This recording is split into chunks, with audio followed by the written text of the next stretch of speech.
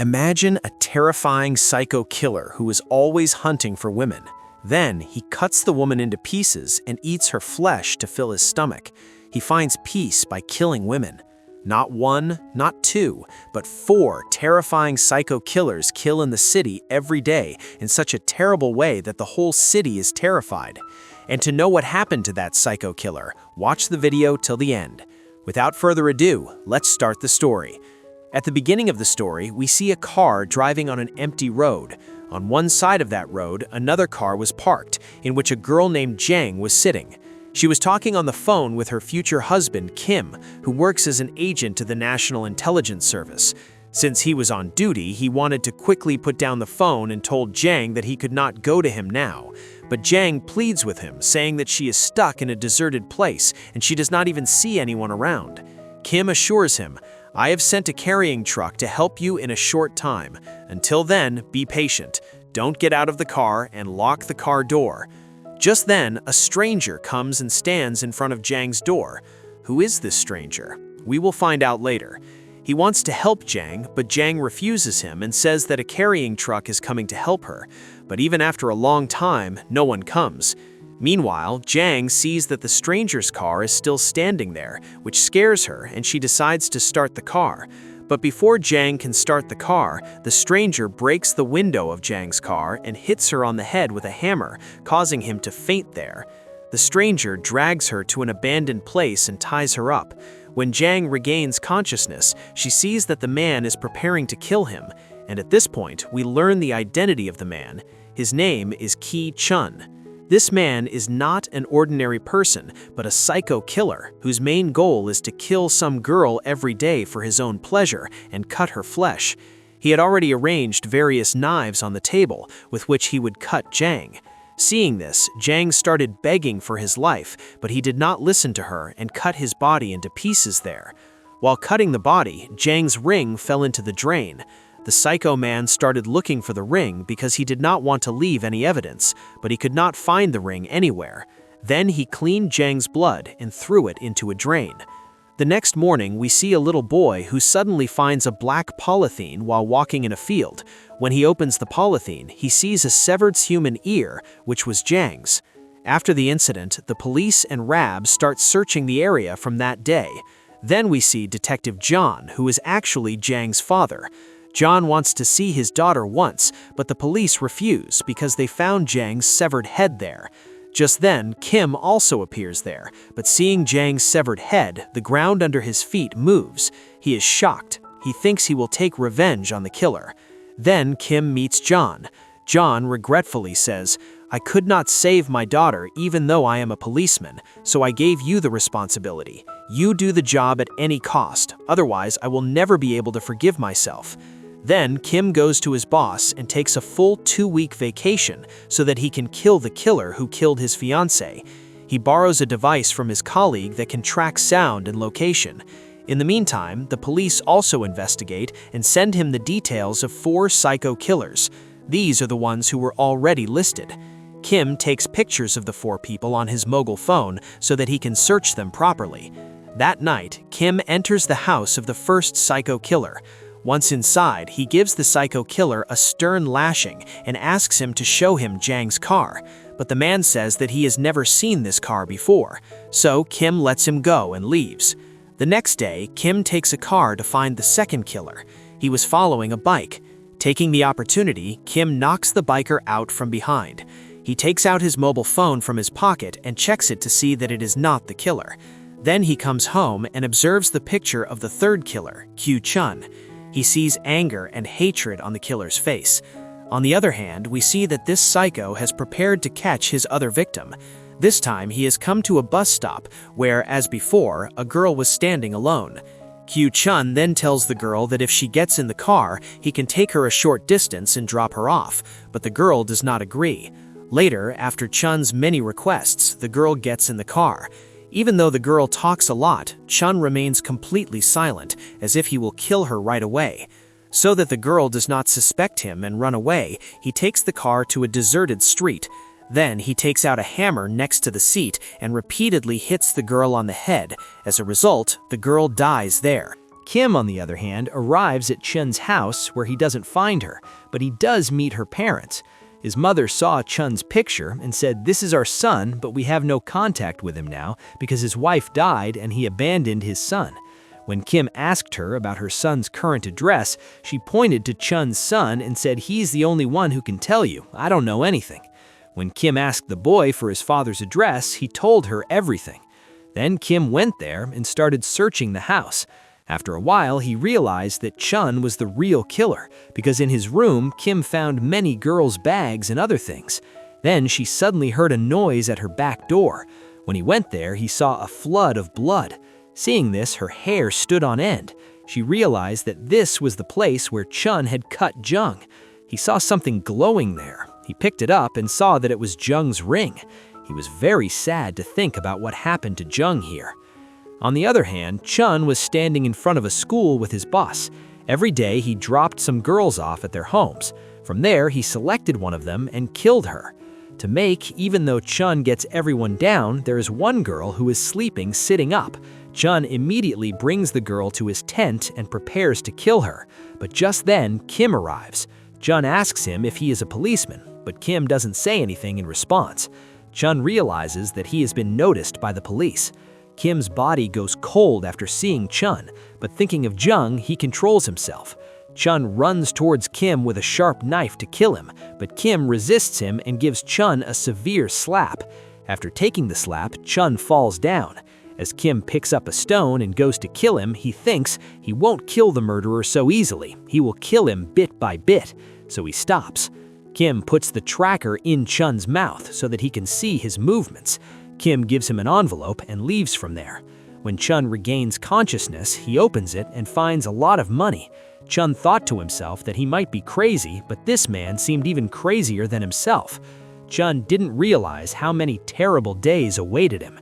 He got up and stood on the side of the road so that a car could come and get him. When a car stopped to see him, he got into the car. Looking behind the car, Chun saw a man sitting there whose look he didn't like. On the other hand, the driver of the car was laughing continuously at his wounds and blood, so he took out his knife and hacked both of them to death. When he opened the trunk to put them in the back of the car, he saw a dead body already there, who was actually the driver of this car, whom these two had killed and stolen the car. Seeing this, Chun smiled and said that there were bigger psychos than him.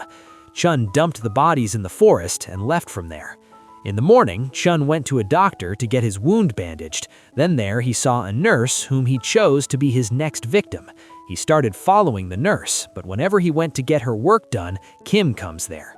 He starts beating Chun again. At one point, he takes a nail and sticks it in his foot. Chun starts moaning in pain. This is what Kim wanted. He goes to Chun's ear and says, "This is just the beginning. I will hurt you like you gave me time to kill my future wife. I will cut you into pieces too." Then Kim throws Chun away. Meanwhile, when Kim sits in the car, his father-in-law calls him and asks him to let Chun go and hand him over to the police. Chun was actually afraid of Kim so that no harm would come to him. Chun also tells him that the police think that Kim is the one after the psycho killer, so Chun should definitely be handed over to the police now.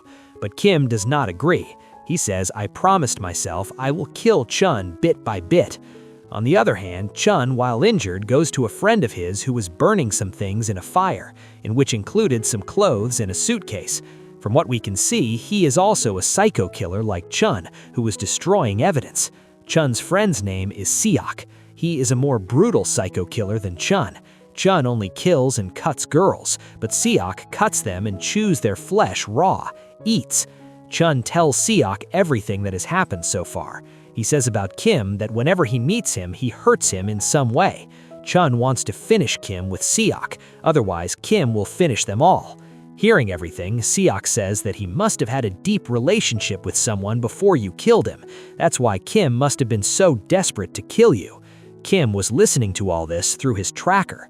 Chun remembers that at night when he was cutting Jung, a ring was missing, the same ring he saw on Kim's finger when he was being beaten by him.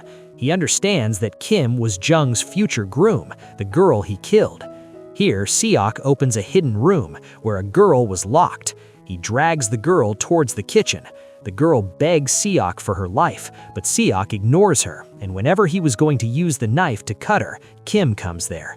He comes and attacked Seok and broke one of his hands, the hand he used to cut up girls. Kim tied a rope around Seok's neck and plunged a knife into his other hand. Seok writhed in pain. Then Kim says he will now cut Seok like he used to cut girls. Just as he is about to cut Seok's hand with a big knife, Chun comes there with a gun to kill Kim, but Kim takes the opportunity to move away. Then Chun starts looking for Kim. Suddenly, Kim comes from behind and attacks Chun and keeps hitting him on the head with a big iron rod. Kim was hitting him so hard that the rod broke. Kim takes Chun away from there. The next morning, the police come to Seok's house. The police go there and find out that Kim is taking revenge on Chun. So the police officer tells the chief that we should stop Kim. He asks the police chief about Kim, but the chief doesn't say anything. He says he doesn't know anything about this. Meanwhile, Kim brings Chun to a doctor friend of his. Kim tells him about the tracker, which Chun pretends to be unconscious and overhears. Then Kim throws Chun into a large tunnel while unconscious, but Chun comes out laughing after a while because he now knows about the tracker. So he says to Kim, "I know you can hear me. I like playing with you, but you made a big mistake by not killing me. I will hurt you much more than you hurt me. When I was going to kill your future wife, she begged me a lot because she was going to be a mother, but I didn't listen to her and cut her into pieces." Hearing this, the ground under Kim's feet moves. He thinks that if he had gone to get Jung himself that day, he wouldn't have to see this day. On the other hand, Chun takes medicine from the pharmacy and removes the tracker from his stomach. After removing the tracker, he beats a man from the hospital, knocks him unconscious, and puts the tracker in his mouth. Meanwhile, Kim quickly arrives at the scene, but he is late because Chun has already killed the pharmacy man and fled. Meanwhile, Chun escapes with a car, and Kim is completely shocked. So Kim goes to the hospital where Seok was admitted. He asks Seok about Chun. Seok tells him that it is too late now, you can't do anything else. Chun will now make Jung's family his victim. Hearing this, Kim gets very angry and cuts Seok's face and leaves from there. Kim calls the chief, but Chun arrives before he can take the phone. Chun immediately hits the chief on the head with a dumbbell and kills him. Just then, the chief's little daughter arrives. She comes and is shocked to see the house in disarray. Chun was watching her secretly. When she comes to a door, Chun jumps on her. Meanwhile, Kim arrives at the chief's house, but he cannot enter because of the police. The police officer was angry with Kim and said, "If you had handed Chun over to us, the chief and his daughter would have survived today. They are in this situation because of you." When Kim entered, he saw that the chief was still alive. The chief held Kim's hand for the last time and said, "I will never forgive myself because I lost my 2 daughters." Saying this, the chief died. Kim received a call from Chun, and Chun said, "I was telling you that you made a big mistake by sticking with me. My revenge is over. I have sent your sir and his daughters to their place. Now I will surrender to the police myself so that you cannot catch me a second time." Then Chun came to the intersection and got out of the car to surrender himself. Just then Kim came there with his car. He immediately pulled Chun into the car.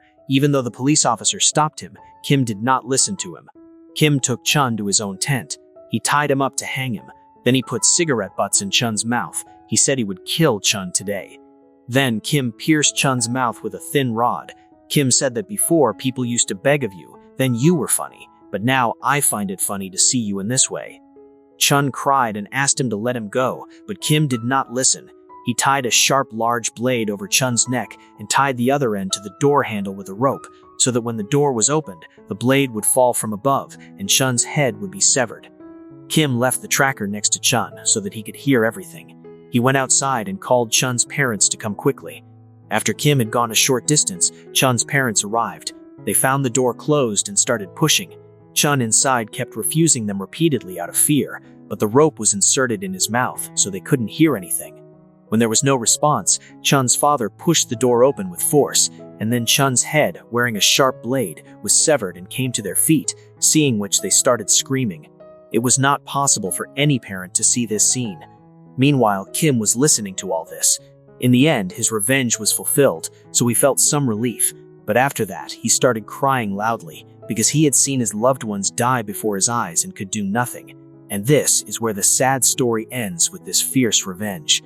Guys, please let us know how you liked this Psycho movie by commenting and subscribing to the channel.